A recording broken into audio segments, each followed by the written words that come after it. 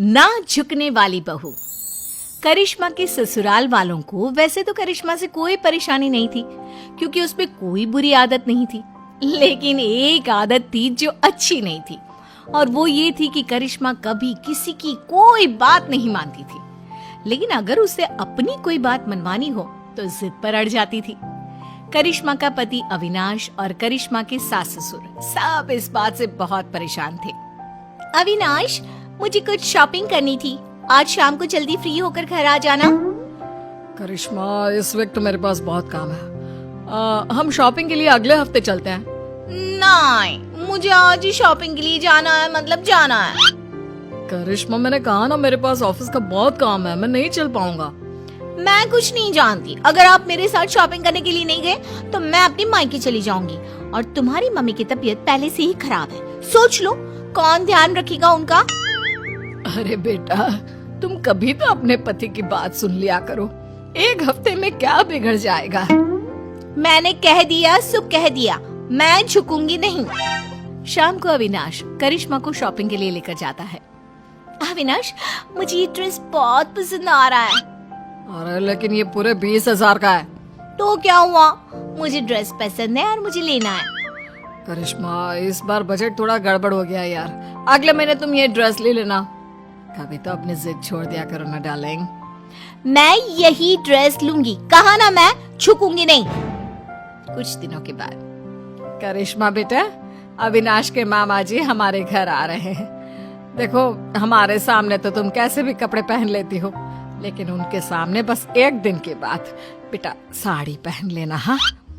अरे, अविनाश के मामा जी आ रहे हैं तो मैं क्यों साड़ी पहनूं?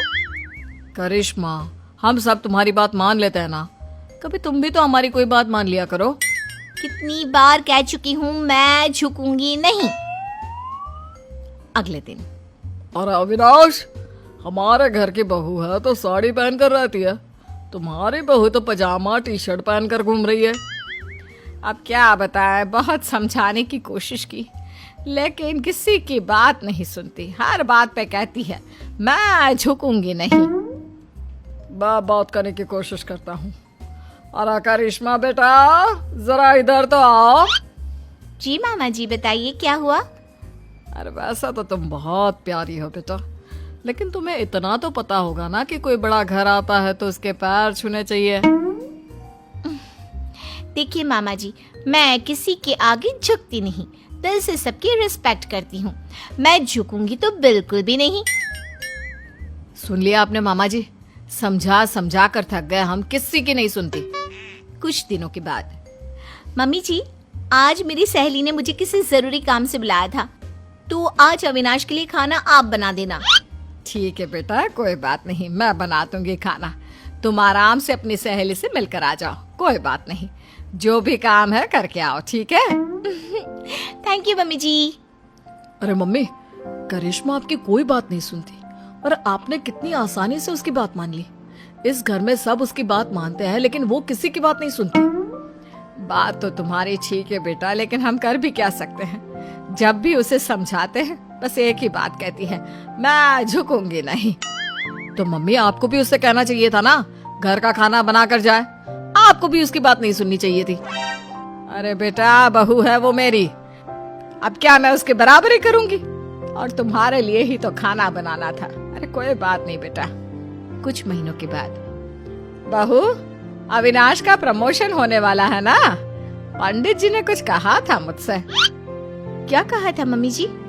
पंडित जी कह रहे थे कि अविनाश की पत्नी 4 सोमवार का व्रत रखे, इस बार उसका प्रमोशन पक्का है। लेकिन मम्मी जी, मुझसे तो भूखा रहा ही नहीं जाता, मैं कैसे व्रत करूंगी? अरे बेटा, तू फल खा लेना, दूध पी लेना, बस एक टाइम का व्रत रख, अविनाश की तरक्की के लिए। लेकिन मम्मी जी, आप भी तो व्रत रख सकती है ना, वो आपका भी तो बेटा है। अरे समझने की कोशिश करो बहू, पंडित जी ने तुम्हें ही व्रत रखने के लिए कहा है, वरना मैं तो कब का कर लेती। नहीं मम्मी जी, मैं आपकी बात मानने को तैयार नहीं हूँ। अरे बेटा, कभी कोई बात सुन भी लिया करो, तुम तो कोई बात नहीं मानती मेरी। मम्मी जी, मैंने कह दिया ना कि मैं व्रत नहीं करूंगी तो नहीं करूंगी, कह तो चुकी हूँ कई बार कि मैं झुकूंगी नहीं। करिश्मा अपने परिवार में किसी की कोई बात नहीं सुनती। वो किसी की बात सुनकर उसे मानने के लिए तैयार ही नहीं होती। कुछ दिनों के बाद करिश्मा अपने पति अविनाश के साथ घूमने जाने का प्लान बनाती है। मम्मी जी, मैं और अविनाश 2 दिन के लिए बाहर घूमने जा रहे हैं। आपको कोई ऐतराज तो नहीं है ना? अरे नहीं नहीं बेटा, मुझे क्या परेशानी होगी, आराम से घूम कर आओ। वैसे कब निकलने वाले हो? मम्मी, मैं तो करिश्मा से कह रहा था कि सुबह के वक्त निकलते हैं ताकि शाम होते होते पहुंच जाए। नहीं, मुझे रात को ट्रैवल करने में बहुत मजा आता है और अब तो हम रात को ही जाएंगे। लेकिन बेटा, खुद की गाड़ी से रात के वक्त ट्रैवल करना खतरनाक हो सकता है। क्या फायदा, दिन में चली जाओ। वही तो मैं कह रहा हूँ मम्मी, लेकिन ये सुनती ही नहीं। मैंने कहा ना, मुझे सिर्फ रात में ही ट्रैवल करना है और गाड़ी भी तुम ही चलाओगे। बेटा, इस बार तो तुम्हें ये बात माननी ही होगी। ये तुम्हारी सुरक्षा का सवाल है। मैंने कह दिया ना, हम रात में ही जाएंगे और मैं इस बात के लिए झुकूंगी नहीं। करिश्मा की जिद के आगे अविनाश की एक नहीं चलती और वो दोनों रात को गाड़ी लेकर शहर से बाहर जाने के लिए निकलते हैं। रास्ते में अविनाश की गाड़ी खराब हो जाती है। तभी वहां पर 4-5 गुंडे पहुंच जाते हैं। इतनी रात को बेबी का लेकर कहाँ टहलने निकले हैं भाई साहब? अरे जरा वक्त का तो ख्याल किया होता। इतनी रात को अपनी बीवी को घुमाने चले हो। देखो, हम शरीफ लोग हैं, हमें जाने दीजिए। लेकिन हम तो शरीफ लोग नहीं है ना। अपनी मैडम से बोलो अपने गले का हार और ये सोने की चूड़ियां चुपचाप उतार कर दे दे। मैं तुम्हें कुछ नहीं देने वाली, जाओ यहाँ से। आए बड़ी चूड़ियां लेने वाले। अपने पति को जिंदा देखना चाहती हो तो चुपचाप ये चूड़ियां और हार उतार कर दे दो, वरना यज बचेगा नहीं। करिश्मा, अगर तुम्हें मेरी और अपनी जान प्यारी है तो अपने गहने उतार कर प्लीज इन गुंडों को दे दो। ए गुंडा किसको बुला रहे हैं? हाँ, सॉरी भाई साहब, गलती हो गई। मेरा मतलब करिश्मा, अपने गहने उतार कर इन भाई साहब को दे दो। मैं अपने गहने किसी को नहीं दूंगी। दूसरा गुंडा चाकू निकालकर अविनाश के गले पर रख देता है। अब भी नहीं दोगी तो तुम्हारे पति की गर्दन धड़ से अलग हो जाएगी, सोच लो। अरे ऐसे कैसे तुम्हारे कहने से कुछ हो जाएगा? मैंने कह दिया सो कह दिया। मैं अपने गहने नहीं देने वाली। मैं किसी के आगे झुकूंगी नहीं। करिश्मा, ये तुम्हारे घर वाले नहीं है जो तुम्हारे झुकूंगी नहीं कहने से चुपचाप बैठ जाएंगे। ये मुझे सीधा ऊपर पहुंचा देंगे। लेकिन अगर मैंने इन लोगों की बात मान ली तो मैं झुक जाऊंगी ना। अरे तो क्या परेशानी है? तुम्हारे झुकने से अगर मैं जिंदगी भर सीधा खड़ा रह सकता हूँ तो क्या प्रॉब्लम है? दे दो अपने गहने। करिश्मा रोते हुए अपने गहने उतार कर उन गुंडों को दे देती है। गुंडे गहने लेकर वहां से भाग जाते हैं। करिश्मा और अविनाश वापस अपने घर पहुंचते हैं। अरे बेटा, क्या हुआ? तुम ऐसी हालत में, और करिश्मा तुम्हारे सारे गहने कहाँ हैं? मम्मी, आपका बेटा जिंदा दिख रहा है, ये कम है क्या? गहनों की छोड़ो, ये पूछो कि मैं जिंदा कैसे बच गया। अरे कैसी बात कर रहे हो अविनाश, जरा सोच समझ कर बोलो। मम्मी, आपकी ये झुकूंगी नहीं वाली बहू आज मेरी गर्दन कटवा देती अपने ना झुकने की आदत के चलते। क्या बात है करिश्मा, तुम मुझे सारी बात साफ साफ बताओ।